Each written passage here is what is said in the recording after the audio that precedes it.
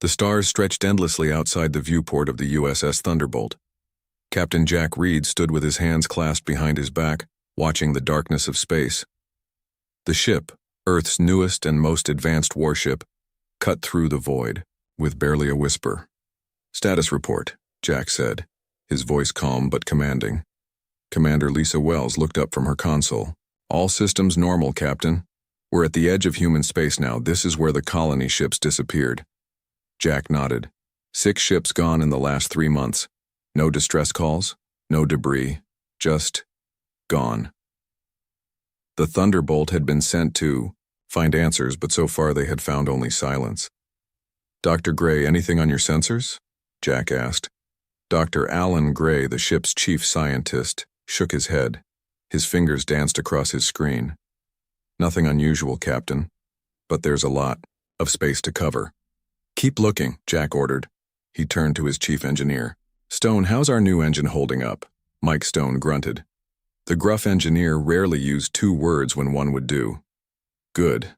Better than expected." Jack allowed himself a small smile. The Thunderbolt was a marvel of human engineering. Its weapons, shields and engines were years ahead of anything else in the fleet. If something was hunting colony ships out here, they were ready for it. "Captain," Lisa said suddenly, her voice sharp. "Sensors picking up multiple objects approaching, not ours." Jack straightened. "Show me." The main screen flickered to life. A dozen ships, sleek and alien, moved in perfect formation toward Earth territory. "First contact," Dr. Gray whispered, eyes wide with excitement. "Or first battle," Lisa countered, her hand hovering over the weapons controls. Jack raised a hand. "Hold. Let's see what they want first." The alien fleet stopped just outside weapons range. For several minutes, nothing happened.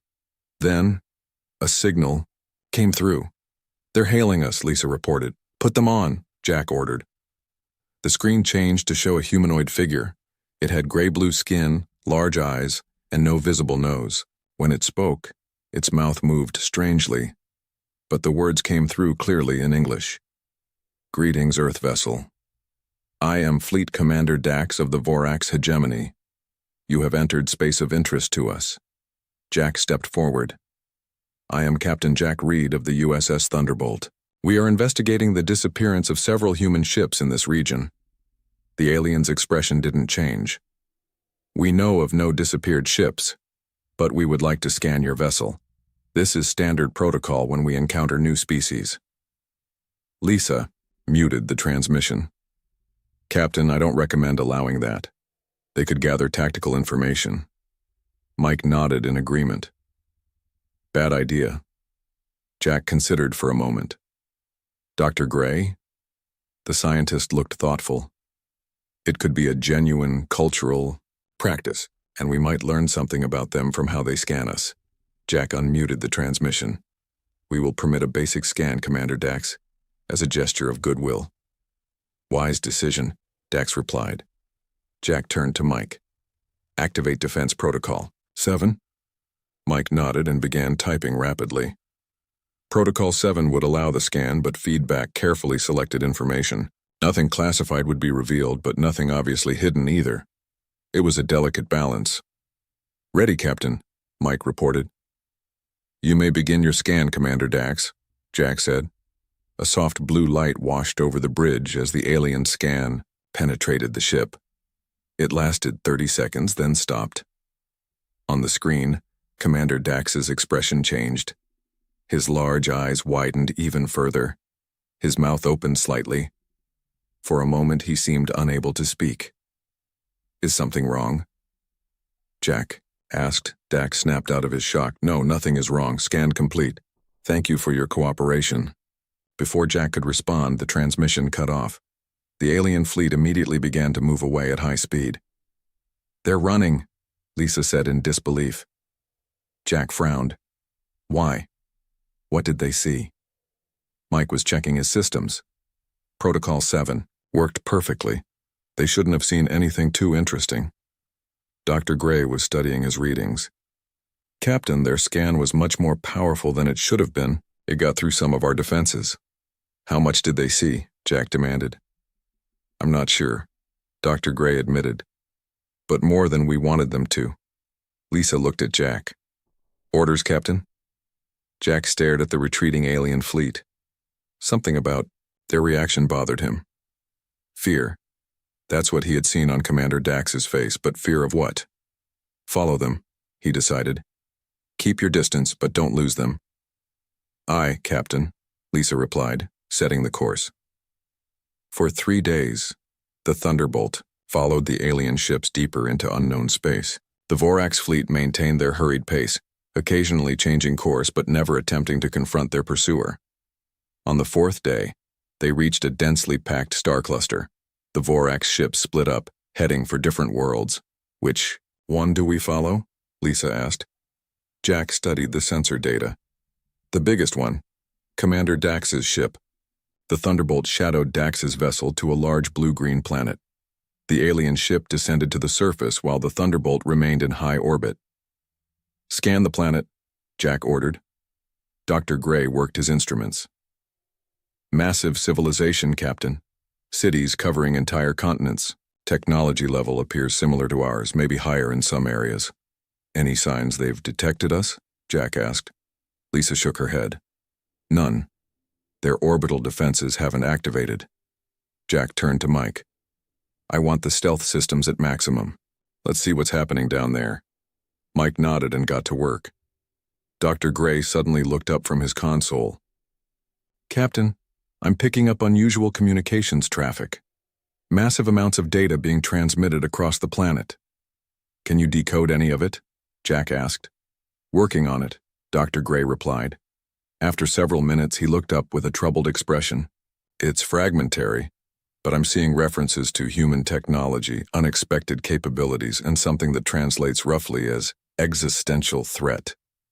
Jack's eyes narrowed. They're afraid of us. But why? Lisa asked. We didn't threaten them. They saw something in our ship that scared them, Jack said. Something they didn't expect. Mike grunted. Serves them right for looking where they shouldn't. Dr. Gray continued monitoring the communications. Captain, I think they're calling some kind of emergency meeting. Important figures from across their territory are being summoned to the capital city. Jack nodded slowly. So they scan us, get scared, and call a meeting of their leaders. Interesting. What's our next move? Lisa asked. Jack thought for a moment. We stay and watch, we learn, and we prepare. He turned to look at his crew. Something tells me this isn't over. The Vorax ran today, but they won't run forever. Whatever they saw in us frightened them enough to retreat, but fear can lead to different responses. Like what? Dr. Gray asked. Like trying to make friends with what you fear, Jack said. Or trying to destroy it before it destroys you. Lisa nodded grimly. So we wait and see which path they choose. Exactly, Jack said, turning back to the viewport to stare down at the alien world below. And either way we'll be ready. In the Vorax capital city, Commander Dax stood before the Supreme Council, his hands shaking slightly as he prepared to show them what the scan had revealed about the human vessel. Information that had made him order an immediate retreat. Information that would change everything. The Supreme Leader entered, and the room fell silent. Show us, the leader commanded. Show us what has you so afraid of these humans. Dax nodded and activated the display. The detailed scans of the USS Thunderbolt appeared, revealing secrets that would keep the Vorax leaders awake for many nights to come. The Grand Council chamber on Voros Prime fell silent as the scan data of the human warship filled the massive display screen. Supreme Leader Tark leaned forward on his throne, his gray-blue skin turning a shade paler. This cannot be correct, he said, his voice barely above a whisper. Commander Dax stood tall despite his fear. The scan was thorough, Supreme Leader. The data is accurate. Science Director Elka moved closer to the display, her expert eyes analyzing every detail. The human vessel's power readings are impossible. Their shield technology is beyond anything we have seen before. How? Tark demanded. We have conquered 7 species across this sector, None have technology that comes close to ours. Elka pointed to a section of the scan. Look here. They're weapon systems. They use principles we've never even considered. And here, she swiped to another image. Their engine core. It's completely different from our approach. The council members murmured among themselves. For centuries, the Vorax had ruled through technological superiority. They had never faced a species with more advanced technology. Tark turned to Commander Dax. You fled from a single ship? Dax straightened his shoulders. Supreme Leader, our scans indicated that this single ship could have destroyed our entire fleet. It was the logical choice. Logical, perhaps. But now they know we exist, and they know we're afraid. Tark said coldly. He rose from his throne and walked to the window overlooking the capital city. Towers of gleaming metal stretched to the sky, a testament to Vorax achievement. 7 conquered worlds supplied resources and labor to make it all possible. How did they advance so quickly? Tark asked. Our last intelligence from that sector showed primitive technology. That information is nearly 50 years old, Elka pointed out. We've been focused on consolidating our current territories. Tark nodded slowly. A mistake. One that could cost us everything. He turned back to face the council. Show me the images of the human crew. The screen changed to show Captain Jack Reed on the bridge of the Thunderbolt. Additional images showed other crew members at their stations. They look so ordinary, one council member commented. That is what makes them dangerous, Tark replied. They appear weak, but they have built something that threatens our entire way of life. Commander Dax cleared his throat. What are your orders, Supreme Leader? Tark was silent for a long moment. Are they still in orbit? Yes, Dax confirmed. Observing us. They think we haven't detected them, but our deep space sensors can track their position. Tark smiled for the first time. Good. At least we have that advantage. He paced the length of the chamber, thinking. We need time. Time to understand their technology. Time to develop countermeasures. And if they attack? Another council member asked. They won't, Tark said confidently. Not yet. They're curious. They want to know why we ran. We can use that curiosity. He turned to Elka. How long would you need to study their technology if you had full access to their ship? The science director considered. Months at minimum. Their approach is so different from ours. Tark nodded. Then we must gain that time. He faced the council. We will extend the hand of friendship to these humans, offer them trade, cultural exchange, scientific cooperation. Commander Dax looked shocked. Supreme Leader, are you suggesting an alliance with these humans? Of course not, Tark snapped. It is merely a tactic. While our diplomats talk of peace and cooperation, our scientists will study their technology. Once we understand it, we can neutralize their advantage. Elka appeared troubled. Supreme Leader, what if we cannot match their technology quickly enough? Tark's expression hardened. Then we must find other ways to defeat them. Every species has weaknesses. Perhaps humans rely too much on their technology. Perhaps they lack the will to use it effectively. We will find their weakness and we will exploit it. He walked back to his throne and sat down. Prepare a diplomatic message. Invite the human ship to send representatives to neutral space for talks. Make it sound sincere. What if they refuse? Dax asked. They won't, Tark said. They are curious, and curiosity is a dangerous weakness. They will come. Back on the Thunderbolt, Dr. Gray was the first to notice the incoming transmission. Captain, we're receiving a message from the planet's surface. Jack looked up from the report he was reading. Put it on screen. The face of Supreme Leader Tark appeared. His expression was friendly, open. Greetings, Captain Reed of Earth. I am Supreme Leader Tark of the Vorax Hegemony. I wish to apologize for Commander Dax's abrupt departure during our first meeting. There was a misunderstanding. Jack's expression revealed nothing. No apology. Needed, Supreme Leader. We were simply concerned when your ships left so suddenly. Tark smiled. a regrettable error in protocol. We would like to make amends by inviting you to a diplomatic meeting, a chance for our peoples to learn about each other. Lisa, standing next to Jack, whispered, "I don't trust this." Jack gave a slight nod to show he heard her. To Tark, he said, "That's a generous offer. Where would this meeting take place?" "There is a space station called Harmony Point in a nearby system. It is neutral territory, used by various species for trade and diplomacy. Would that be acceptable?" Jack pretended to consider. "It could be. I would need to consult with my superiors." Tark's smile didn't waver. "Of course, take all the time you need. We are eager to establish friendly relations with Earth." After the transmission ended, Jack turned to his crew. "Thoughts?" Mike spoke first. "Trap." Lisa nodded in agreement. "Definitely. They were terrified of us yesterday. Now they want to be friends? I don't buy it." Dr. Gray looked thoughtful. "It could be genuine. Perhaps they realized their initial fear was exaggerated." Jack walked to the viewport, looking down at the alien world. "No, Lisa and Mike are right. This is a trap, but not the kind we might expect." "What do you mean?" Lisa asked. "They're not planning to attack us at this meeting," Jack explained.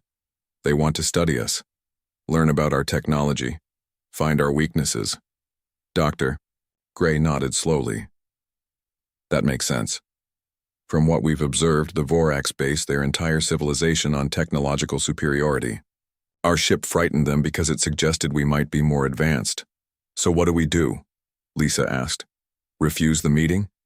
Jack turned back to face them, a small smile forming on his lips. "No. We accept." Mike grunted in surprise. "Why?" "Because it works both ways," Jack said. "While they're studying us, we'll be studying them, and we have an advantage they don't know about." "What's that?" Dr. Gray asked. Jack's smile grew wider. "They only think they detected us in orbit. They don't know about our second stealth shuttle that landed on the far side of their planet last night." Lisa's eyes widened. "You sent a team to the surface?" "When?" "While you were all sleeping," Jack said. "A small team, hand-picked. They're gathering intelligence even as we speak." "That's why you seemed so calm about being detected," Dr. Gray realized. Jack nodded. "The Vorax think they're one step ahead of us. Let's keep them thinking that." He turned to Lisa. "Send a message to Earth Command. Tell them everything we've learned and our plan to accept the diplomatic meeting." "And the shuttle team?" Lisa asked. "They'll continue their mission and meet us at Harmony Point," Jack said. "By then we should know much more about what we're dealing with." Mike nodded with grudging approval. "Clever. Let's just hope it's clever enough," Jack said, his expression turning serious again, "because something tells me the Vorax didn't build their empire by playing nice." On the planet below, Supreme Leader Tark watched the human warship with calculating eyes. "They will accept," he told Commander Dax. "And when they do, their doom will be sealed." Little did he know that at that very moment human eyes were watching him from much closer than he could imagine. Harmony Point Space Station hung in the darkness like a giant metal snowflake. Ships from different worlds docked at its many arms. At one end, the USS Thunderbolt waited. At the opposite end, the Vorax diplomatic vessel had arrived 3 days earlier. Ambassador Tom Williams adjusted his formal uniform as he prepared to meet the Vorax representatives. Captain Jack Reed stood nearby, watching the ambassador with careful eyes. "Remember," Jack said quietly, "they want something from us. Don't be too eager to give it." Tom nodded. He was an experienced diplomat with gray hair and calm eyes. "This isn't my first dance with aliens who have hidden motives, Captain." Security Chief Kate Miller checked her tablet one more time. "My team is in position throughout the station. If the Vorax try anything, we'll know." The door to the meeting room slid open. 3 Vorax entered, led by a tall figure in flowing robes. "Ambassador Williams, Captain Reed." The lead Vorax said smoothly. "I am Diplomat Zeal. Supreme Leader Tark sends his warmest greetings." Tom stepped forward with a practiced smile. "The pleasure is ours, Diplomat Zeal. Earth looks forward to establishing friendly relations with the Vorax hegemony." They all sat at a large round table, Servers brought drinks and food suitable for both species. "I must say," Zeal began, "we are most impressed by your vessel, the Thunderbolt. Such advanced technology in a species we had not yet encountered." Jack kept his face neutral. "We're equally interested in learning about Vorax achievements. Your empire spans several star systems, I understand?" A flash of surprise crossed Zeal's face before he could hide it. "You are well informed, Captain." "We try to be," Jack replied. For the next 2 hours, they discussed trade possibilities, cultural exchanges, and scientific cooperation. The Vorax seemed especially interested in joint research projects involving Earth's propulsion and shield technology. "Perhaps a tour of your vessel might help us understand how we could best work together," Zeal suggested casually. Tom smiled. "A wonderful idea, and we would be honored to tour your ships as well." Zeal's smile flickered. "Of course, though our vessels are currently undergoing maintenance." "What a shame," Jack said. "Another time, perhaps." When the meeting ended, Kate approached Jack as the Vorax left the room. "One of my team spotted a Vorax technician near the Thunderbolt's docking port," she reported quietly. "He claimed to be checking station systems, but the station manager confirmed no such checks were scheduled." Jack nodded. "They're getting impatient. Have Mike double the security on all ship systems." "Already done," Kate said. "And our special package?" "Being delivered as we speak," Jack replied with a small smile. On the Vorax side of the station, Diplomat Zeal met with a technician in a secure room. "Did you get access to their ship?" Zeal demanded. The technician shook his head. "Impossible. Their security is too tight, but I placed scanning devices nearby. We're getting some readings." "Not enough," Zeal hissed. "Supreme Leader Tark wants their technology. The diplomatic approach is taking too long." "There is another way," the technician suggested. "We've identified their chief engineer. He often visits the station's bar after his shift, perhaps with the right conversation and the right drinks." Zeal smiled. "Yes, make it happen." Mike Stone sat at the bar, enjoying a rare moment away from the ship. The colorful drink in front of him was his third of the evening. A Vorax sat down beside him. "You are from the Earth ship, yes? An engineer, I believe." Mike looked at the alien through narrowed eyes. "Who's asking?" "Just a fellow engineer," the Vorax said, ordering a drink. "I'm fascinated by different approaches to similar problems. Your ship's design is intriguing." Mike grunted. "Is it now?" "Yes," the Vorax continued, "especially your propulsion system. We've never seen anything quite like it." Mike took another drink. "Bet you haven't." "Perhaps we could discuss some technical details?" Engineer to engineer, Mike laughed suddenly. "Sure. Let me tell you all about our special warp coils. They're made from a rare material. We call it bullshit." The Vorax looked confused. "Bullshit? I'm not familiar with this material." Mike stood up, surprisingly steady for a man who'd had 3 drinks. "It means I know what you're doing and it's not working. Good night." He walked away, leaving the frustrated Vorax at the bar. In his quarters, Dr. Gray worked late into the night. The data from the stealth team on the Vorax homeworld had been revealing. He compiled his findings and sent them to Captain Reed's secure tablet. Minutes later, Jack appeared at his door. "This confirms our suspicions," Jack said, holding up the tablet. "The Vorax have conquered 7 other species by leveraging technological superiority." Dr. Gray nodded. "And each conquered species is essentially enslaved, forced to provide resources and labor to the hegemony." Jack's expression darkened. "No wonder they were so frightened by our ship. We're the first potential threat to their way of life." "There's more," Dr. Gray said. "According to the data, their fleet is mobilizing. Despite these peace talks, they're preparing for war." Jack wasn't surprised. "How long do we have?" "A week, maybe less." Jack nodded. "Then we need to move to the next phase of our plan." Ambassador Tom met with Diplomat Zeal the next day. The Vorax seemed tense. "We have prepared a draft agreement," Tom said, sliding a tablet across the table. A starting point for our future relationship. Zeal glanced at it. This is generous. Earth believes in fair dealings, Tom replied. Zeal forced a smile.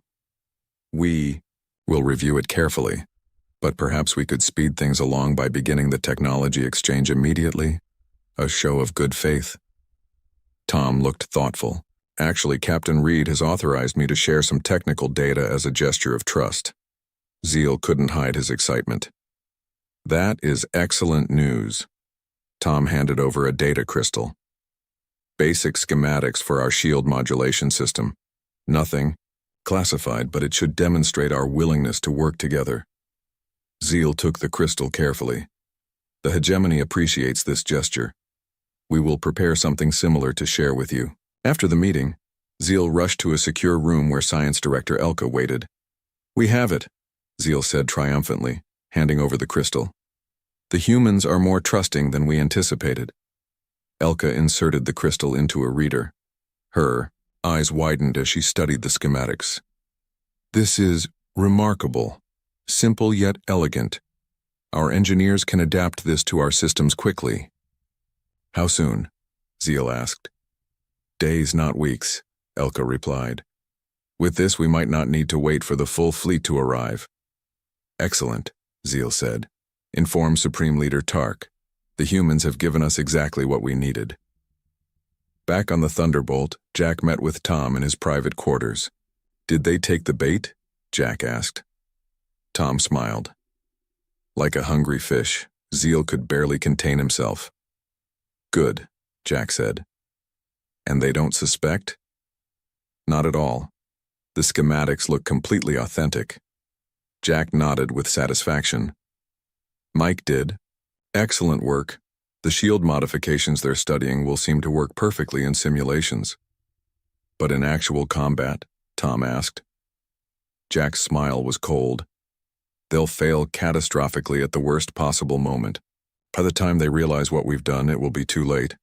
Outside the viewport, the space station turned slowly.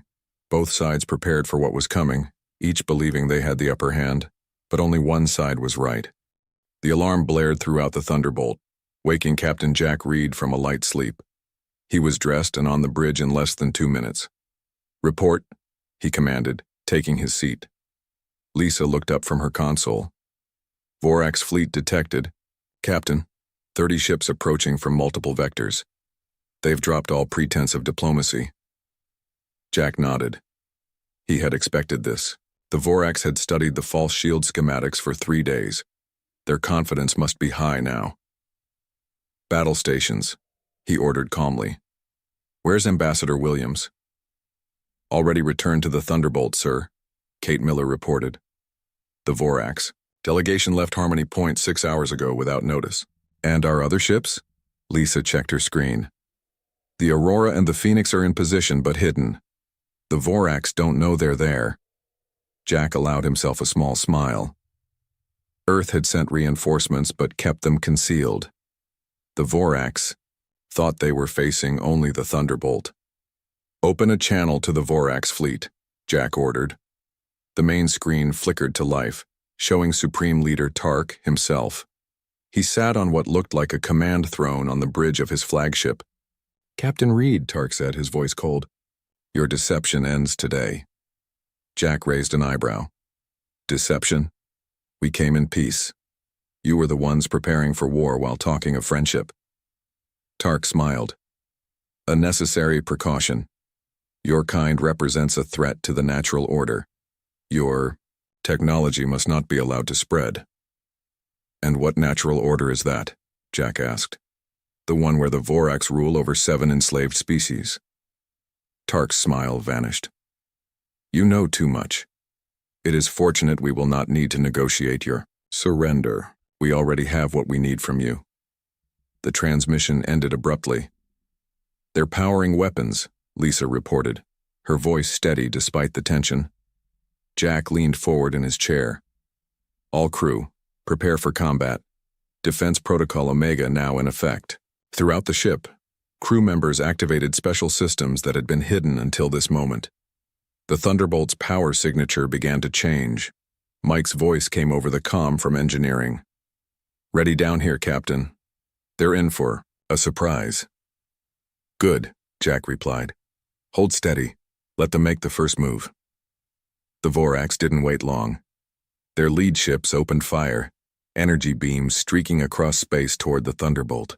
"Impact in 3 seconds," Lisa called out. Jack gripped his armrests. "Steady." The Vorax weapons hit the Thunderbolt's shields. There was a flash of light, but the ship barely shuddered.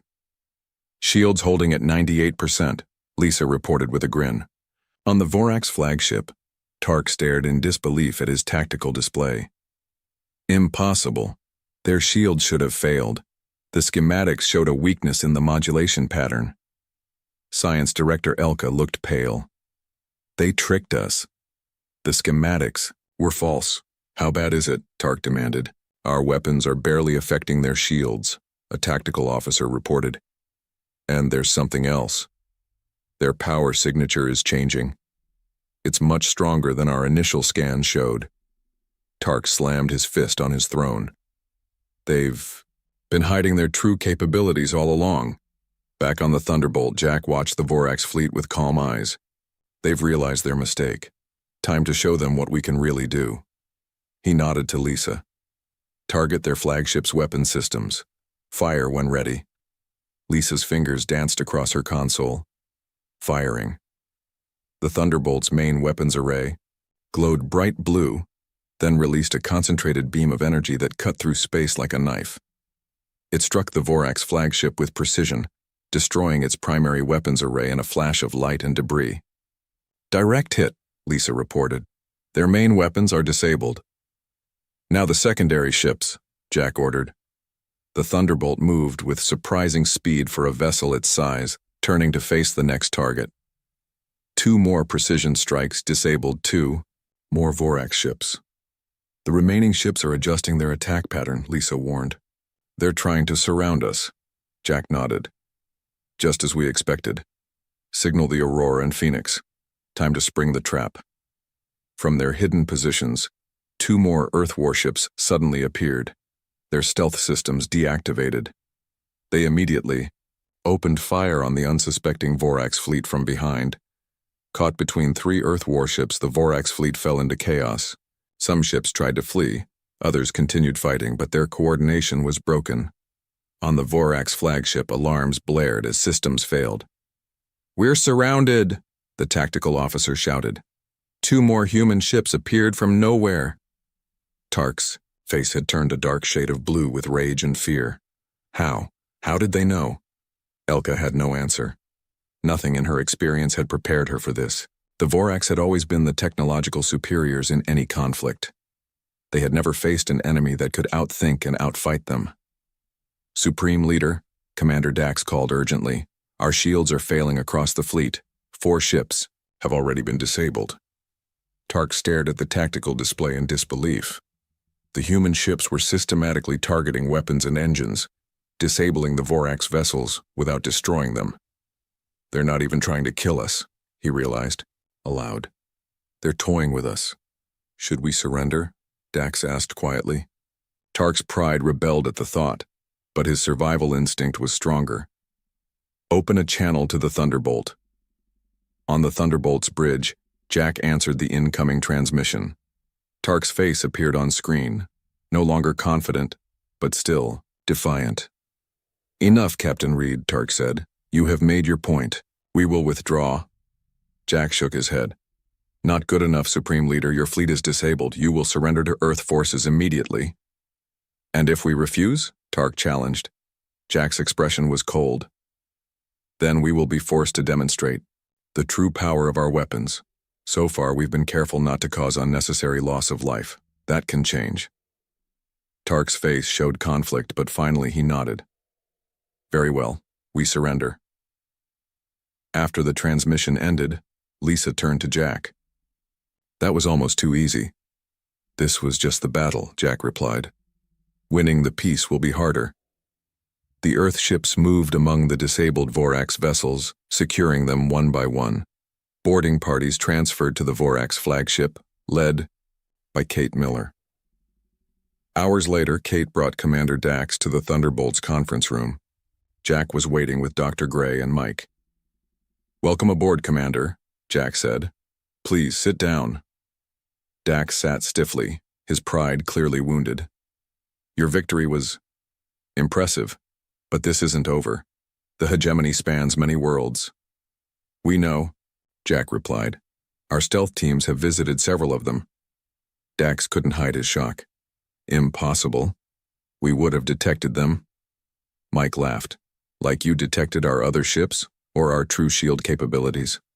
Or the fact that we fed you false technical data?" Jack leaned forward. "You've built your empire on technological intimidation, Commander. But technology isn't enough. You need innovation, adaptability, and something else." "What?" Dax asked, bitterly. "Humanity," Dr. Gray answered. "Not just being human, but the quality itself. Compassion, respect for others. Things the Vorax hegemony has forgotten." Jack nodded. "Your empire is built on sand, Commander. And now, it's about to collapse." Dax's eyes widened as he finally understood the full extent of his people's defeat. It wasn't just a military loss, it was the end of everything they had built. Outside the viewport, the disabled Vorax fleet drifted against the backdrop of stars. The battle was over, but as Jack had said, the real challenge was just beginning. 1 week after the battle, the Thunderbolt led a fleet of Earth ships toward Voros Prime. Captain Jack Reed stood on the bridge, looking at the blue-green planet growing larger on the view screen. "Status of the Vorax defenses?" he asked. Lisa checked her console. "Powered down as agreed, Captain. Our ships have clear access to the planet." Jack nodded. After Supreme Leader Tark's surrender, Earth had moved quickly. With their military crippled and their leader captured, the Vorax government had little choice but to accept Earth's terms. "Any sign of resistance?" Jack asked. "None so far," Lisa replied. "The population seems calm, if confused. Most citizens have only been told there's been a change in leadership." Dr. Gray looked up from his station. "That's not surprising. Our intelligence shows most Vorax citizens know very little about their government's actions in other star systems." The comm system chimed. "Captain," Kate Miller's voice came through. "The representatives have arrived in the main hall. They're ready for you." "On my way," Jack replied. In the Thunderbolt's largest meeting room, Jack found an unusual gathering. Along with Supreme Leader Tark and Commander Dax, there were 7 other aliens, each from a different species. These were representatives of the worlds conquered by the Vorax. Ambassador Tom Williams made the introductions. "Captain Reed, these are the delegates from the liberated worlds. They've come to witness the formal dissolution of the Vorax hegemony." Jack shook hands or exchanged appropriate greetings with each delegate. Their appearances varied widely, but all shared the same look of cautious hope in their eyes. Tark sat in sullen silence, his once proud posture now slumped in defeat. Dax stood behind him, watching the proceedings with a soldier's stoicism. Jack took his position at the head of the table. 3 weeks ago, the USS Thunderbolt was sent to investigate disappeared colony ships. We found something unexpected: an empire built on technological intimidation and the subjugation of others. He looked directly at Tark. "What you didn't know was that Earth had been aware of the Vorax hegemony for much longer than you realized." Tark's head snapped up, his eyes wide with surprise. Jack continued. "Those colony ships you detected, they weren't really missing. They were bait, designed to draw your attention while our stealth teams infiltrated your worlds." "Impossible," Tark whispered. "We would have detected them." Mike, standing by the door, laughed. "Like you detected our ships hiding before the battle? Your technology isn't as perfect as you think." Jack nodded. "For 2 years, we've been studying your empire, learning your weaknesses, and making contact with the species you conquered." He gestured to the 7 alien representatives. "When you scanned the Thunderbolt, you saw exactly what we wanted you to see. Technology that seemed impossible by your standards." Dr. Gray stepped forward. "Some of what you saw was real, Earth is indeed technologically advanced, but we deliberately included sensor readings that would terrify you specifically. What do you mean? Dax asked, speaking for the first time. Dr. Gray smiled. We studied Vorax psychology and culture. You value technological superiority above all else. It's the foundation of your society. So we showed you technology that directly challenged that belief. The scan was designed to provoke exactly the reaction you had, Jack explained. Fear, followed by desperation to understand and acquire our technology. Tark's face darkened with anger. You manipulated us. Yes, Jack said simply. Just as you've manipulated and controlled 7 other species. The difference is, we did it to free them, not enslave them. One of the alien representatives, a tall being with 4 arms, spoke up. My people have been under Vorax control for 80 years. We forgot what freedom felt like until Earth contacted us. We've been sharing Earth technology with the conquered worlds for months, Jack revealed. Not weapons, but defensive systems, communications, medical advances. Things that would help them protect themselves once the hegemony fell. Tark looked stunned. The rebellions on the outer worlds, they were your doing? They were the doing of people who wanted freedom, Jack corrected. We just gave them the tools to achieve it. Ambassador Tom stepped forward and placed a document on the table. This is the Treaty of Liberation.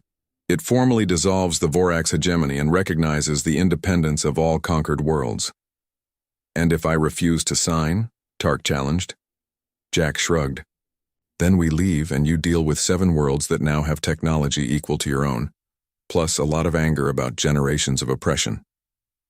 Tark stared at the document, then at the alien representatives whose determined faces told him everything he needed to know. With a resigned gesture he signed. A wise choice, Jack said. The terms are fair. The Vorax keep their homeworld and nearby colonies. No reparations will be demanded.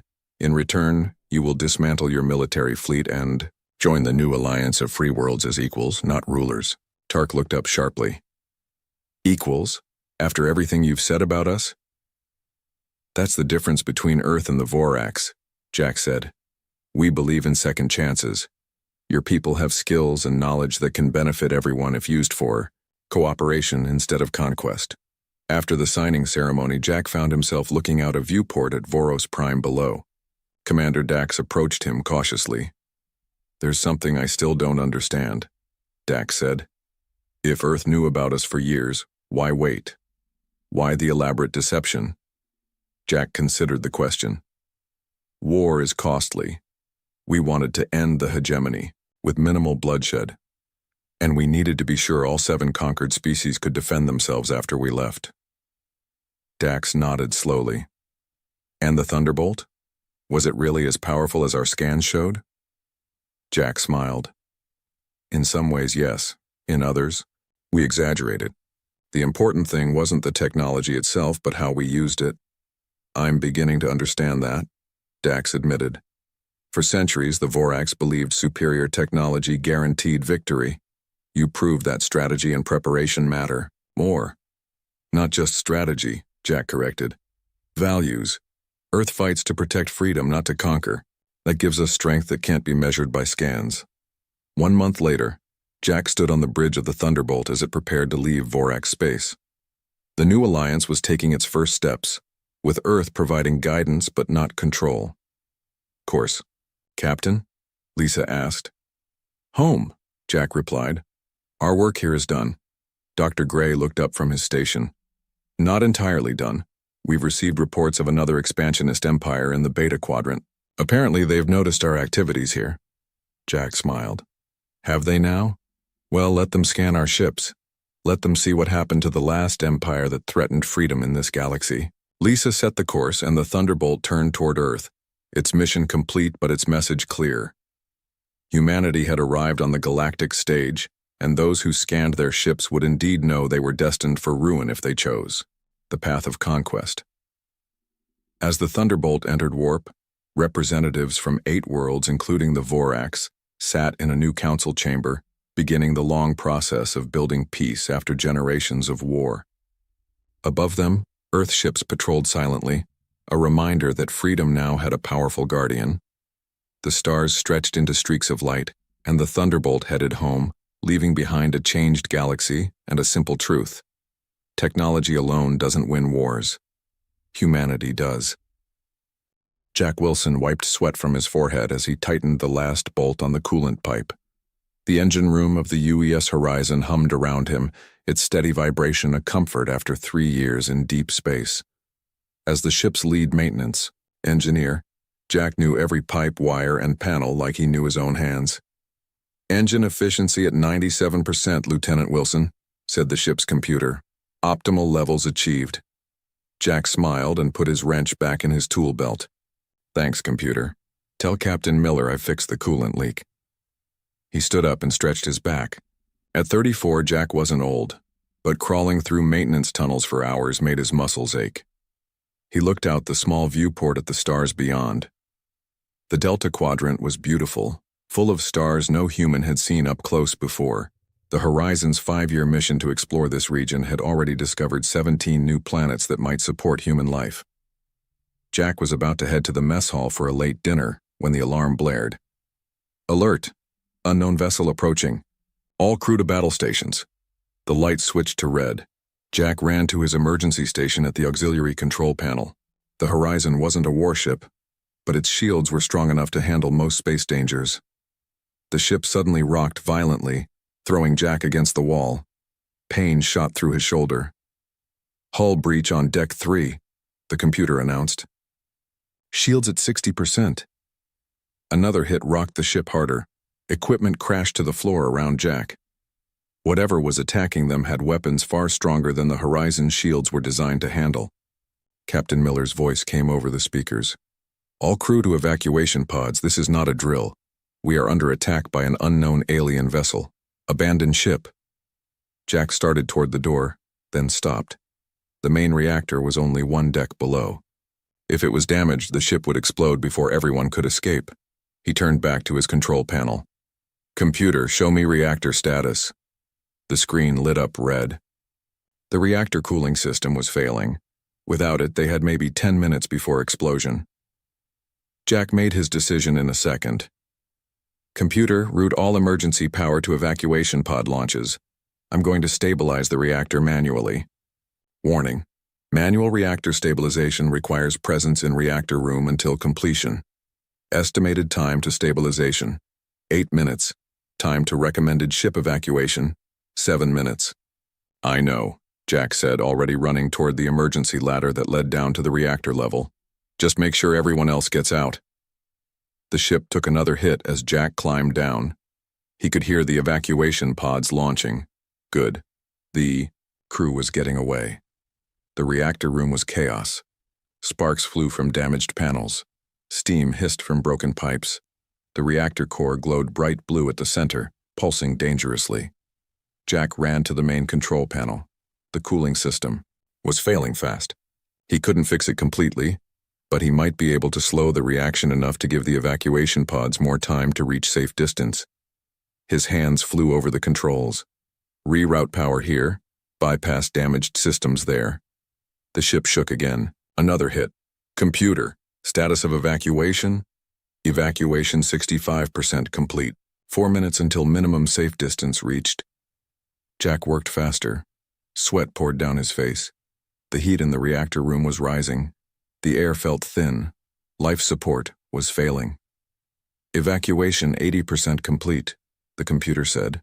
"Warning: unknown entities detected boarding on Deck 2. Jack froze for a second. Boarding? The attackers weren't just trying to destroy them, they were coming aboard. No time to worry about that. Jack connected 2 emergency power cables directly to the cooling system. The reactor's dangerous pulsing slowed slightly. "Evacuation 95% complete," the computer reported. 3 minutes until minimum safe distance reached. Jack allowed himself a smile. He was going to die, but the crew would live. That was what mattered. The reactor room door slid open. Jack turned, expecting to see fellow crew members who hadn't made it to the pods. Instead, 4 tall figures stood in the doorway. They weren't human.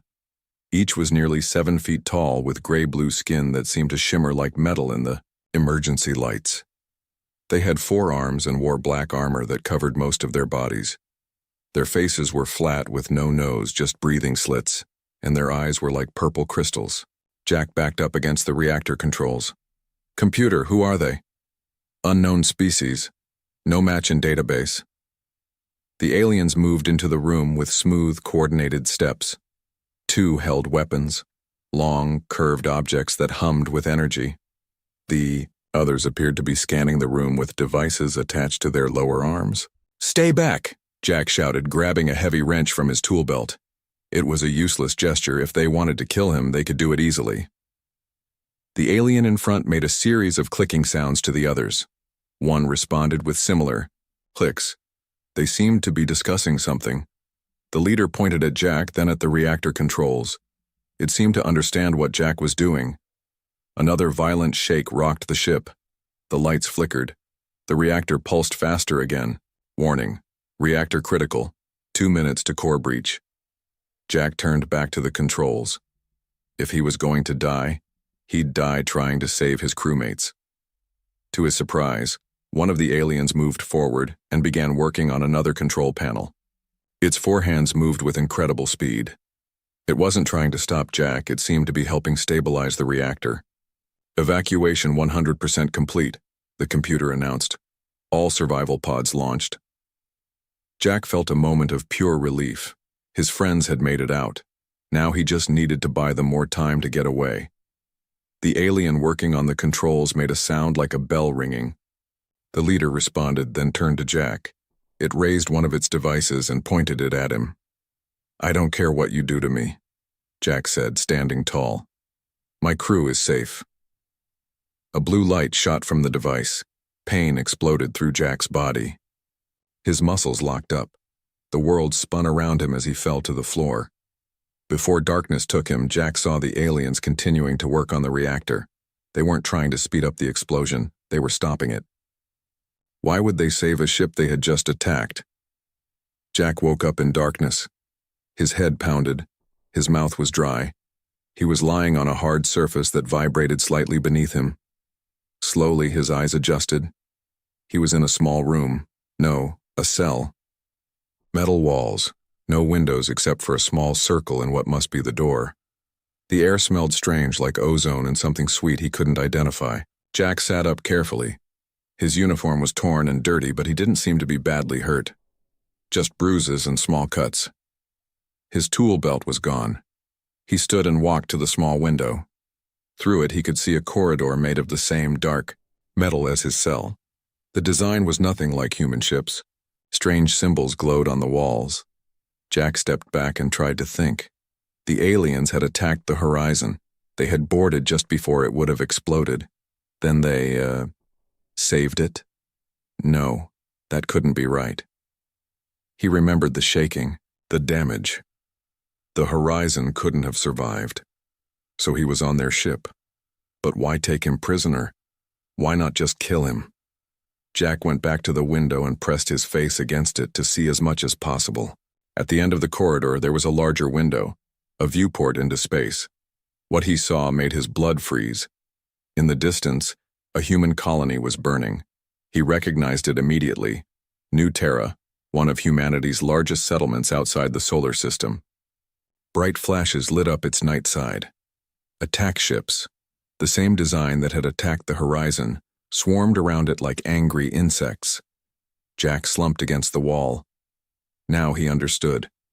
The aliens hadn't just happened to find the horizon.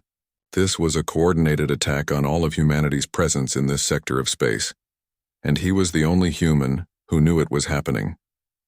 A sound at the door made Jack stand quickly. It slid open, revealing 2 of the 4-armed aliens. One held a weapon pointed at Jack. The other carried what looked like a tray. The unarmed alien set the tray on the floor and backed out. The door slid closed again. On the tray was a container of clear liquid, water, and something that might be food, a purple-gray paste. Jack didn't touch it. Instead, he sat on the hard shelf that served as a bed and stared at the door. He wasn't supposed to have survived the attack on the horizon. He was supposed to have died with his ship. But now, as the only witness to the beginning of what looked like a war, Jack realized he might be humanity's only hope. He just had to figure out how to escape from an alien warship and warn Earth before it was too late. Jack spent 3 days in his cell, marking time by the meals the aliens brought him. He tried to talk to them each time the door opened, but they never responded. They just set down the food and left. The strange purple paste tasted like salted oatmeal. The clear liquid was water with a hint of something sweet. Jack ate and drank carefully at first, worried about poison, but soon realized he had no choice. He needed to stay alive.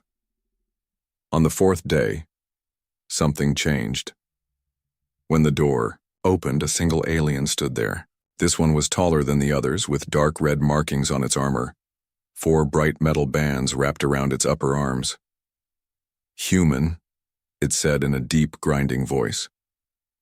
Jack jumped to his feet in surprise. "You speak English?" The alien made a sound like stones rubbing together. A laugh, maybe. "We learn your languages quickly, simple patterns." It stepped aside and motioned with one of its 4 arms. "Come. Commander wants to see you." Jack hesitated but then walked through the door. 2 guards waited in the hallway, both holding the curved energy weapons he'd seen before. "What's your name?" Jack asked the red-marked alien as they walked. "Krell," it said. "I am 2nd battle leader of this ship. I'm Lieutenant Jack Wilson. Engineering Division, UES Horizon." "We know," Krell said. "Your ship's data was easy to take." They walked through corridors that curved in strange ways. Jack tried to memorize their path, but it was too confusing. Everything on the alien ship was built at slightly different angles than what humans would use. The walls were covered with the same glowing symbols he'd seen from his cell. Now that he was closer, Jack noticed they changed constantly, pulsing with different colors. "Those are information displays?" Jack asked, pointing. Krell looked at him with its purple crystal eyes. "Yes. You understand technology well?" "I'm an engineer," Jack said. "I fix things." "Interesting. You stayed on your dying ship to fix it while others escaped." Jack was surprised they knew that. "Yes, to give my crew time to get away." Krell made a sound like metal bending. "That is why Commander Drax wants to see you. Such behavior is respected among Vex." "So that's what they called themselves? Vex." They reached a large door that slid open at their approach. Inside was a circular room with a raised platform in the center. On the platform stood the largest Vex Jack had seen yet. It wore black armor, with gold designs, and had 6 arms instead of 4. "Commander Drax," Krell said, lowering its head. "The human engineer." Drax turned slowly. Its crystal eyes were deep blue instead of purple. "Human," Drax said, its voice even deeper than Krell's. "You are far from your territory." Jack stood straight, trying to look confident. "We were on a peaceful mission of exploration. You attacked us without warning." "You entered Vex space," Drax said simply, as if that explained everything. "But you interest me. Your ship's records show you volunteered to die so others could live." "That's what we do," Jack said. "We protect each other." "Vex do this also," Drax said. "For the good of all Vex." Jack pointed toward the viewport where he could still see flashes around the distant colony. "Is attacking peaceful settlements for the good of all Vex?" Drax made the stone-grinding laugh sound. "Peaceful? Your kind spread like disease across stars. Taking, building, changing, we watched for 20 of your years. Each new human settlement pushes closer to Vex space. Now you cross our borders." "We didn't know," Jack said. "We've never even heard of the Vex before." "Ignorance is not excuse," Drax said, "but ignorance can be fixed. That is why you live." The commander moved closer to Jack. "You will teach us about humans, how you think, how you fight. Then we will decide if your kind can exist near Vex space. Jack felt cold fear in his stomach. They wanted him to help them understand humanity's weaknesses. And if I refuse? Drax's crystal eyes flashed. Then you have no value. But I think you are too smart to refuse. Jack needed time to think, to plan, to find a way to warn Earth. Playing along might be his only chance. What do you want to know? He asked. Drax seemed pleased. Good. First, you will see our ship. Understand Vex power. Then you will know why resistance is pointless. Over the next few days, Krell showed Jack parts of the massive Vex warship, always under guard, always with limited access. But Jack saw enough to understand they were in serious trouble. The Vex ship was huge, nearly a mile long, with weapons that could destroy small moons. Its engines used some kind of advanced fusion technology that Jack had never seen before. But most importantly, Jack learned the Vex had 20 more ships, just like this one, all heading toward human space. He tried to learn more during each tour, asking careful questions that wouldn't raise suspicion. How do you cool your power core? He asked Krell one day as they walked past a humming wall of machinery. Liquid metal channels heat to outer hull, Krell explained. Very efficient. Jack nodded, storing the information away. Our systems use water under pressure. Not as good, but simpler. Krell seemed interested in these exchanges. Jack realized the second battle leader was studying him as much as he was studying the ship. On the 7th day, Krell took Jack to a new area, engineering. Here, Vex with special green markings on their armor worked on complex machines. Jack tried not to show too much interest, but his engineer's mind was racing, taking in everything. The main power distribution panel was similar to human designs, just more advanced. The coolant system ran through the center of the ship, with emergency bypass valves at regular intervals. Most importantly, Jack noticed the reactor was directly connected to the weapon systems, no safety buffers, no isolation circuits. A design flaw, or just a different approach? As they walked back to his cell, Jack passed a room where several Vex were gathered around what looked like a human woman. She was unconscious on a table with machines scanning her body. Who's that? Jack asked, stopping suddenly. Krell pulled him along. New specimen. Captured from small outpost. Is she alive? For now, if useful, stays alive. That night, Jack couldn't sleep. The woman's face kept appearing in his mind. Another human here on this ship of nightmares. Was she the only other survivor? The next morning, instead of Krell, Commander Drax came to Jack's cell. Your knowledge of engineering is impressive, Drax said. You understand our systems quickly. Jack shrugged. Machines follow rules. Doesn't matter who built them. Indeed. Drax studied him. You will work with our engineers now.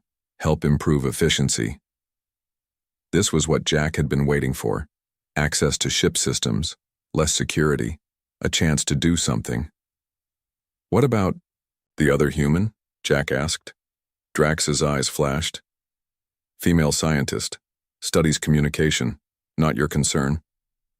Could I talk to her? It's been a long time since I spoke to another human. The commander was silent for a moment. Perhaps, if you prove useful. As Drax turned to leave, Jack asked one more question.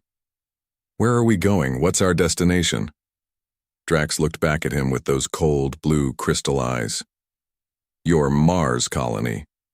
Biggest human settlement outside Earth. Good place to demonstrate what happens to those who enter Vex space. The door closed, leaving Jack alone with this terrifying knowledge. Mars colony had 15 million people. The Vex planned to kill them all as a warning. He had to do something. But what could one human do against a warship of advanced aliens? Jack sat on his hard bed and thought about the ship's systems, about the woman scientist, about Mars colony, and its millions of innocent people. There had to be a way, some weakness in the Vex ship, some plan he could make.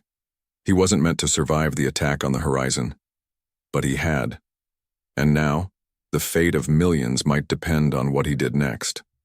Jack lay back and closed his eyes, going through everything he'd learned about the Vex ship's systems in his mind. The direct connection between the reactor and weapons, the coolant system layout, the communication array he'd glimpsed during one tour. Slowly, an idea began to form, a dangerous, desperate idea, but maybe, just maybe, it might work. Jack's new job in the engineering section of the Vex ship started the next day. 2 guards took him from his cell to a large room filled with humming machines. 5 Vex engineers with green markings worked there, checking screens and adjusting controls. "Human will work here," one guard told the chief engineer, a Vex with extra green marks on all 4 arms. "Commander's orders." The chief engineer looked at Jack with what seemed like doubt in its crystal eyes. "Can it understand our systems?" "I can," Jack said. "And I have a name. Jack Wilson." The chief engineer made the stone-grinding sound that Jack now knew was Vex laughter. "I am Tekla, first engineer. You will assist with efficiency improvements." Jack was given a small work area with a screen showing ship systems. The Vex language was strange, full of symbols that changed shape, depending on their meaning, but Jack was starting to understand the basic patterns. Technical information was easier to figure out than conversation. For 3 days, Jack worked on small problems. He found ways to improve power flow in non-critical systems. Nothing that would help the Vex weapons or engines, but enough to prove he was useful. Tekla seemed impressed. "You understand well for a human," the chief engineer said on the 3rd day. "Perhaps your species is not as primitive as we thought. We just think differently," Jack said carefully. "Sometimes a different view finds solutions others miss." That night, back in his cell, Jack was surprised when the door opened after dinner. Krell stood there. "Come," the second battle leader said. "Commander has reward for your good work." Jack followed Krell through the ship's twisted corridors until they reached a new section. Krell stopped at a door and opened it. Inside was a small room similar to Jack's cell, but with 2 beds instead of 1. On the second bed sat the human woman Jack had seen before. She looked up as the door opened. Her eyes widened when she saw Jack. "Another human?" she said, standing quickly. She was tall and thin with short brown hair. A small scar crossed her left eyebrow. "Talking time," Krell said. 1 hour, then guards return." The door closed, leaving Jack alone with the woman. "I'm Lieutenant Jack Wilson, Engineering Division, HFY Horizon," he said quickly. "Who are you?" "Dr. Anna Reed, Xenobiology Research Station on Outpost 7, she replied. "They attacked without warning 3 weeks ago, killed everyone else." Jack nodded. "Same with my ship. I only survived because I stayed behind to stabilize the reactor during evacuation." Anna sat back down on her bed. "Why are they keeping us alive?" "They want to learn about humans before they decide if we're worth letting live," Jack said grimly.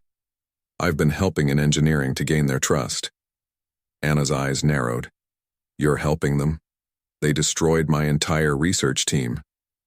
"I'm helping them with small things to learn about their ship," Jack whispered, moving closer. "I think there might be a way to stop them before they reach Mars." Anna's anger changed to interest. "Mars? That's their target?" Jack nodded. 15 million people. They want to make an example of what happens when a species enters Vex space. He lowered his voice even more. "I need to know. What have they had you doing?" "Analyzing human communication patterns," Anna said quietly. "They're trying to understand our distress signals, our military codes. I've been giving them old, outdated information, but I don't know how long I can keep that up." Jack took a deep breath. "I think we might be able to work together on something, but it's dangerous. We'll probably die." Anna gave a small, sad smile. "I've been dead since they took me. What's your plan?" Jack glanced at the door to make sure no guards were watching through the small window. "The Vex ship has a design flaw. Their reactor connects directly to their weapon systems with no safety buffers." "And?" Anna asked. "If someone could overload the coolant system while the weapons are firing at full power, the feedback would cause a chain reaction. The whole ship would explode." Anna thought for a moment. "You can do this from engineering?" Jack shook his head. Not alone. I need access to the main coolant control, but it's in a restricted area. And even if I got there, I'd need at least 15 minutes uninterrupted to reroute everything. The second they notice, they'll stop me. So, you need a distraction, Anna said. More than that, Jack replied. I need someone to send a warning to Mars. Tell them about the Vex fleet, their weapons, their weaknesses. Anna's eyes lit up. I'm in the communications section. They've been having me analyze human signals, but the equipment works both ways. If I could get access during an emergency. Exactly, Jack said. But we need that emergency first. They spent the next half hour planning. The Vex ship would reach Mars in just over 2 weeks. They needed to act before then, when the ship was still far enough away that the warning would give Mars time to prepare. There's an asteroid field between here and Mars, Anna said. They'll need to drop out of faster-than-light travel to navigate it safely. That's when ship systems will be under most stress. Jack nodded excitedly. Perfect. During asteroid navigation, power fluctuations would be normal. They won't notice my changes to the coolant system right away. And communication will be disrupted by the asteroids, which gives you cover for sending a message. But how do I get to the communication array? And how do you get to the main coolant control? Anna asked. We're always under guard, Jack thought for a moment. I've been gaining Tekla's trust. A few more days of good work and I might get more access. As for you, Anna finished his thought. During an emergency, security will be lighter. I could maybe overpower a single guard if I surprise them. The door suddenly opened. Krell stood there. Time finished. Jack stood up. Thank you for letting us talk, he said respectfully. It helps our work to share human perspectives. Krell seemed pleased. Commander thinks keeping you functional is important. May allow more talking time. As Jack was led back to his cell, his mind raced. Their plan had huge risks, but it was the only chance to save Mars. Now he needed to gain even more trust from the Vex engineers. Over the next 5 days, Jack worked, harder than ever.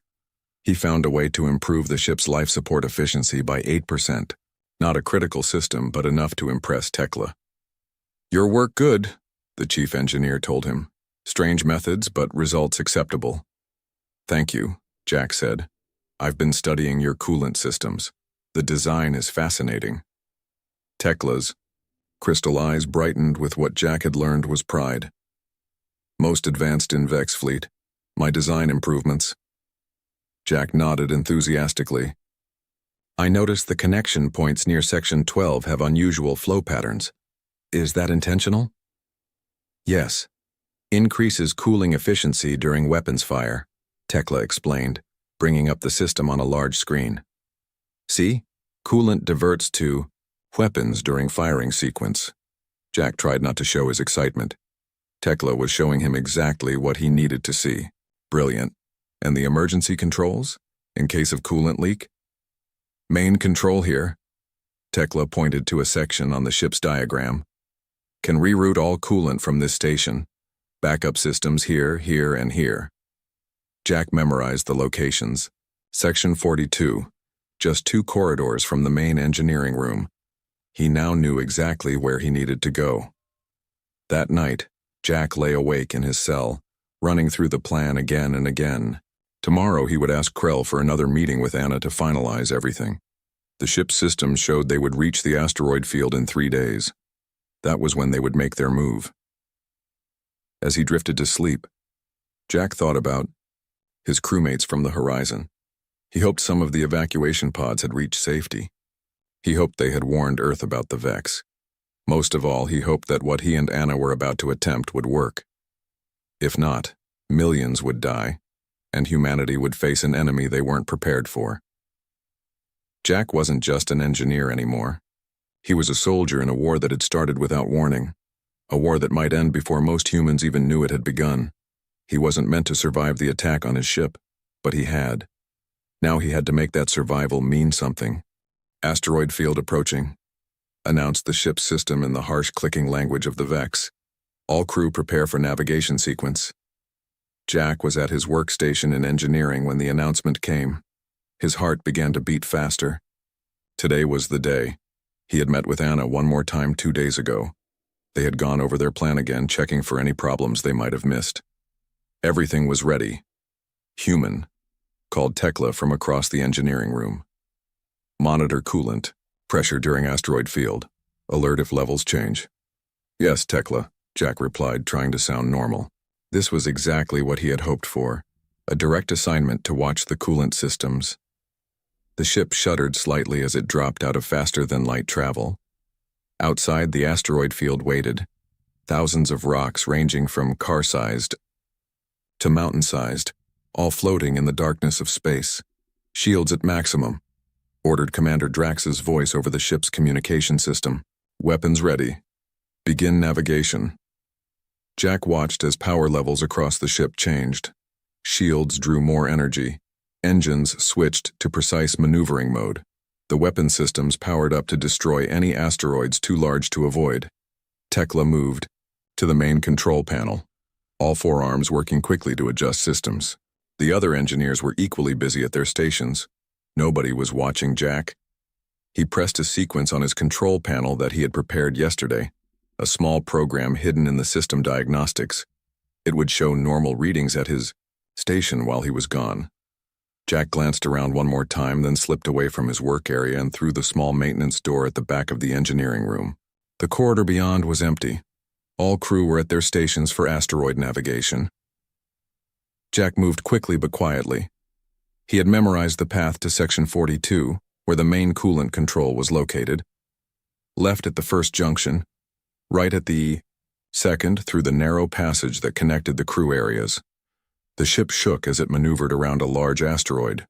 Alarms sounded briefly but then stopped. Normal procedure, Jack hoped.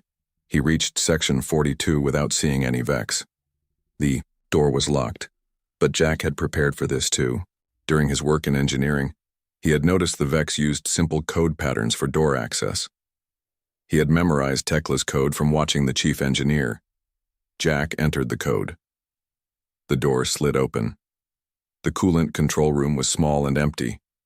A circular panel dominated the center, with tubes running from it into the walls, floor, and ceiling. This was the heart of the ship's cooling system. Jack got to work immediately. He knew he had 15 minutes at most before someone noticed. He was missing. First, he accessed the main control panel. The Vex system was complex, but Jack had studied it carefully during his time in engineering.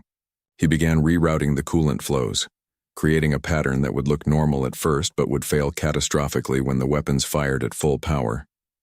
The ship shook again, harder this time. A direct hit from an asteroid, or maybe they had fired the weapons to destroy one in their path. Jack stumbled but kept working. Warning, said the ship's system in Vex language. Unusual power fluctuations in Section 38. Jack froze. Section 38. That was where the communication array was located. Anna must be making her move. He worked faster. The coolant rerouting was halfway done. He needed more time. Anna Reed had been waiting for the asteroid field. When the first shudder ran through the ship, she knew it was time. The Vex guard watching her work at the communication array was distracted, looking at the alert signals flashing on the wall. Anna had noticed that this particular guard was younger than the others, its crystal eyes a lighter shade of purple. Less experienced, she hoped. She stood up suddenly. I need to check the signal amplifier, she said, pointing to a panel on the far side of the room. The guard made a noise of annoyance but nodded. The Vex wanted her to keep working during the asteroid field passage, to analyze how human ships communicated during navigation challenges. Anna walked to the panel, her heart pounding. Behind it was a heavy metal tool she had hidden 3 days ago when the guard had been called away briefly for a ship-wide security check. She opened the panel, grabbed the tool, and turned in one smooth motion. The guard was looking at the asteroid field through the viewport, its back to her. Anna didn't hesitate. She swung the tool with all her strength at the back of the guard's head, right where she had noticed a gap in its armor. The guard dropped without a sound. Anna rushed to the communication array. She had very little time. Once she sent a message to Mars, the Vex would know something was wrong. She quickly adjusted the array to human emergency frequencies. Mars Colony monitored these channels constantly. Then she began recording. Emergency. Alert to Mars Colony. This is Dr. Anna Reed, sole survivor of Outpost 7. The research station was destroyed by alien attackers called the Vex. They are heading towards Mars with a fleet of warships. Their weapons can penetrate our strongest shields. They plan to destroy the colony as a warning to humanity.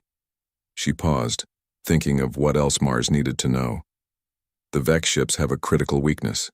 Their reactor connects directly to their weapon systems with no safety buffers. Concentrated fire on their weapon ports during full firing sequences could trigger a chain reaction. I repeat, target weapon ports when they're firing.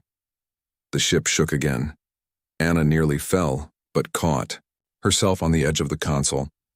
This message sent by Lieutenant Jack Wilson of UES Horizon and Dr. Anna Reed of Outpost 7. We are attempting to disable the lead ship from within. Don't wait for us. Prepare defenses immediately. 20 ships approaching, estimated arrival. A loud alarm blared through the ship. Anna's message had been detected. She quickly pressed the transmit button. The message began streaming out into space aimed at Mars. Anna didn't know if it would reach them. The asteroid field might block or distort the signal, but it was their only chance. The door to the communication room slid open. 2 Vex security guards stood there, weapons raised. Anna raised her hand slowly. It's too late, she said. Mars knows you're coming now. Jack heard the alarm and knew what it meant. Anna had been discovered. The ship's security would be on high alert now. He had finished about 80% of the coolant rerouting. Not enough to guarantee destruction of the ship, but maybe enough to cripple it if he could complete the most critical connections. The door to the coolant control room slid open behind him. Jack didn't need to turn around to know who it was. Human, said Commander Drax's deep voice. You disappoint me. Jack kept working, his fingers flying over the control panel. Just a few more adjustments. Step away from the controls, Drax ordered. Now. Jack ignored him, completing one more critical connection. Then something hot struck his back. Pain exploded through his body as he fell to the floor. Bring the female human, Drax said to someone Jack couldn't see. They will. Both answer for this betrayal. Jack tried to stand but couldn't. The weapon had damaged something in his spine. He could barely move his legs. 2 guards dragged Anna into the room. She had a cut on her forehead, but her eyes were clear and defiant. Did it send? Jack whispered, when they dropped her beside him. Anna nodded slightly. Full message. Don't know if it got through the asteroids. Enough talking, Drax said. You have damaged ship systems during dangerous navigation. You have sent unauthorized communications. You have attacked Vex crew. Such actions have only one punishment. The commander raised a weapon, a short, curved blade that glowed with energy. Wait, came another voice. Krell entered the coolant control room. Commander, what have the humans done? Sabotage, Drax said. Betrayal, after we showed mercy. Krell looked at Jack, crystal eyes showing what might have been disappointment. Is this true, Jack Wilson? Jack found enough strength to raise his head. You're going to kill 15 million innocent people. What would you have done in my place? The second battle leader was silent for a moment. Then, Commander, the human has logic. They protect their kind as we protect ours. Irrelevant, Drax snapped. They must be eliminated as examples. The ship suddenly shook violently, much harder than before. Warning alarms blared from every panel in the room. Large asteroid approaching, announced the ship's system. Collision imminent. All weapons to maximum power. Jack felt a surge of hope. This was exactly what he needed. The weapons firing at full power while his sabotaged coolant system was active. Take the humans to the bridge, Drax ordered. They will watch their colony's destruction before they die. As the guards lifted, Jack and Anna, the ship's weapons fired, the massive energy discharge rumbling through the vessel, and deep within the coolant system, Jack's sabotage began to work. Pressure built where it shouldn't. Heat increased in systems that couldn't handle it. Power surged through connections never meant to carry such loads. The first explosion was small, just a coolant pipe bursting in Section 40. The second, in engineering, was larger. By the third explosion, it was already too late for the Vex ship. "What is happening?" Commander Drax demanded as another explosion rocked the ship. Warning lights flashed across every panel in the coolant control room. Alarms blared in the harsh Vex language, announcing system failures throughout the vessel. Coolant. System failure in sections 38 through 42, reported a frantic engineer over the communication system. Weapon systems overheating. Reactor pressure rising beyond safe levels. Drax turned to Jack, who was still on the floor, barely able to move from his injury. The commander's crystal eyes flashed with rage. "What have you done, human?" he growled. Despite his pain, Jack managed a small smile. "I'm an engineer. I fixed your ship, just not the way you wanted." Another explosion, larger than the ones before, shook the entire vessel. The lights flickered and died, replaced by dim emergency lighting that cast long shadows across the room. "Commander!" Krell shouted over the noise. "We must evacuate. Reactor. Containment failing." Drax stood frozen for a moment, crystal eyes fixed on Jack. Then he seemed to make a decision. "Evacuate all essential personnel to secondary vessels," he ordered. "The human female comes with us as specimen." "What about this one?" Krell asked, pointing at Jack. Drax looked down at the injured human engineer. "Leave him. His damage to our ship has earned him the right to die with it." The guards picked up Anna, who struggled against their grip. "Jack," she called out. "I won't leave you." "Go," Jack shouted back. "Live. Make sure Mars is ready." Krell hesitated, looking down at Jack. The second battle leader seemed conflicted. "He fought well for his people," Krell said quietly. "A warrior's death." Then they were gone, dragging Anna with them. Jack was alone in the coolant control room as the ship died around him. He tried to pull himself up using the control panel, but his legs wouldn't support him. The weapon had damaged something in his spine. He wasn't going anywhere. "Ship-wide evacuation ordered," announced the Vex system. "Reactor breach imminent. Estimated time to critical failure, 12 minutes. Jack looked around the room. He had done it. The ship was going to explode. Anna had sent the warning to Mars. Even if the Vex took her with them, humanity would be ready when the fleet arrived. But 12 minutes was a long time to wait for death. With great effort, Jack pulled himself across the floor toward the door. Maybe he could at least see what was happening. Maybe there was still something he could do. The corridor outside was in chaos. Emergency lights flashed. Steam hissed from broken pipes. Occasional explosions still rocked the ship as systems failed. But no Vex remained in this section. They had all evacuated. Jack dragged himself along using only his arms. He didn't know where he was going. He just knew he didn't want to die in that small room. After several minutes of painful crawling, he reached a viewport. Outside, he could see small ships launching from the Vex vessel, escape pods carrying the crew to safety. In the distance, the asteroid field loomed, its massive rocks drifting slowly through the darkness of space. "Reactor. Containment at 20%, the ship's system announced. Critical failure in 8 minutes. 8 minutes to live." Jack leaned against the viewport wall, exhausted from his efforts. He had done everything he could. Now all he could do was wait. Then something caught his eye. A different kind of ship launching from the lower section of the Vex vessel. It wasn't a Vex escape pod. It was sleeker, smaller. Jack recognized it immediately. It was a human shuttle. The Vex must have captured it from one of the outposts they destroyed, and now someone was using it to escape. A new energy filled Jack. If he could reach that shuttle bay, maybe he could find another human vessel. Maybe he could escape too. It was probably impossible. He could barely move. The ship was falling apart, around him. He had only 8 minutes before everything exploded, but Jack Wilson had never believed in giving up. With renewed determination, he began dragging himself toward where he thought the shuttle bay might be. Each movement sent pain shooting through his body, but he kept going.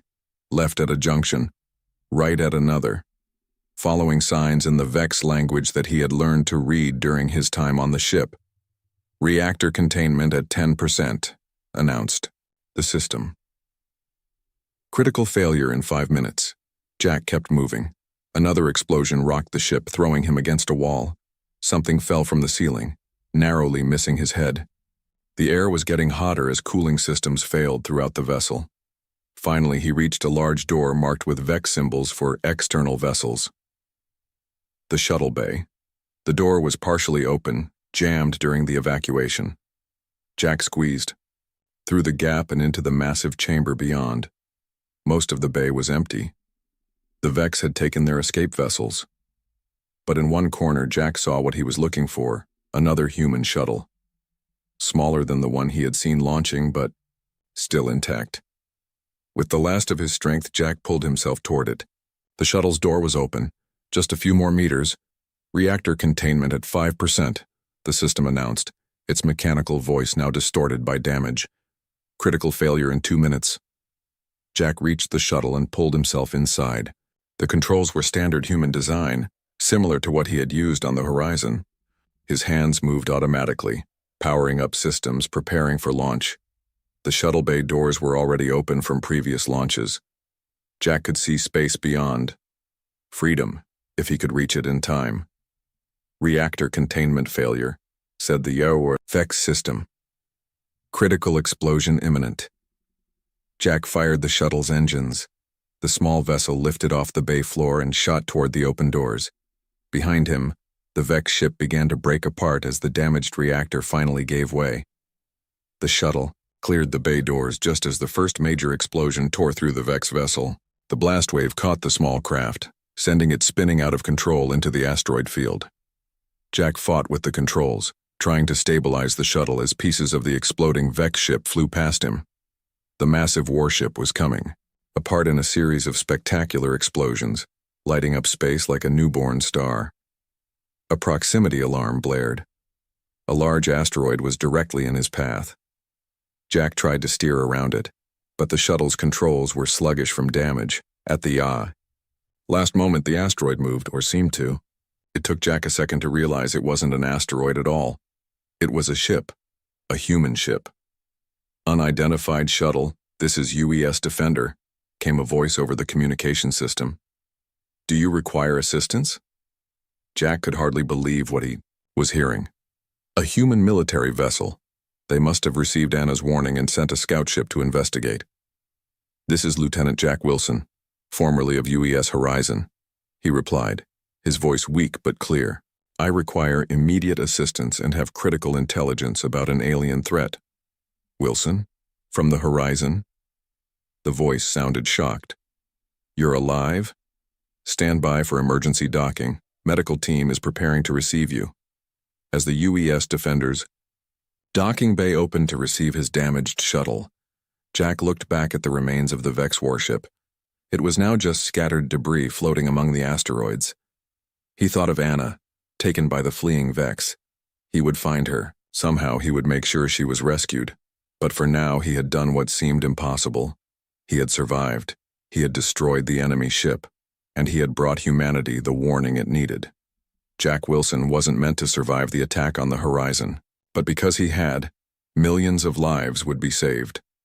As his shuttle was guided into the Defender's Bay, Jack finally allowed himself to close his eyes. For the first time since the Horizon was attacked, he felt something he had almost forgotten. Hope. Mars would be ready. Humanity would fight. And Jack would be there to help lead the way. The final explosion of the VEX warship lit up space behind him like a funeral pyre for those who had died, and like a beacon of warning for what was to come. The war had just begun.